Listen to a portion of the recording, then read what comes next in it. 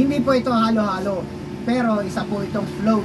Marami sa atin na hindi marunong uminom, kumain ng Coke float o kaya ganitong mga float.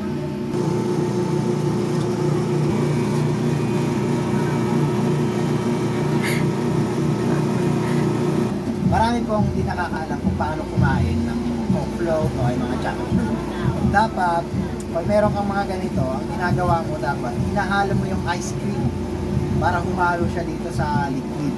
Kasi pag ginawa mo yon, mag-mix yung lasa nila. Kasi madalas ang ginagawa ng mga bumibili, either uubusin nila muna yung liquid, tapos saka nila uubusin yung ice cream. Tapos yung ice cream kasi, pag hindi siya nahalo dito, sayang naman kasi may iwan lang siya dun sa yelo. Pero pag hinalo mo siya, i-mix yung lasa niya, tapos matitikman mo yung isang unique na flavor. Lalo kung masarap yung ice cream, mas lalo pang sasarap yung liquid. Baga kung Coke yan, Mountain Dew, Chucky, o kaya Dutch Mill, sasarap sila. Binigay sa inyo itong mga Coke float na ganito, itong mga float na to, straw lang binibigay. Pero dahil kami, ayaw namin gumamit ng straw, ito na lang, ihalo mo lang siya ng ganyan, parang halo-halo. Tapos, pag nag-mix na siya, pag nagtunaw na siya, pati yung chocolate, masarap na siya. Sasarap siya. Kasi nag-mix yung unique na flavor eh. Marami sa inyo ang hindi marunong kumain ng Coke float. So, ito ang proper way ng pagkain niya.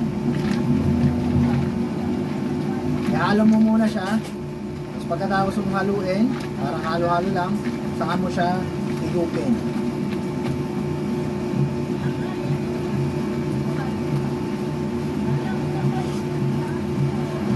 Magigal yan. Sarap yan.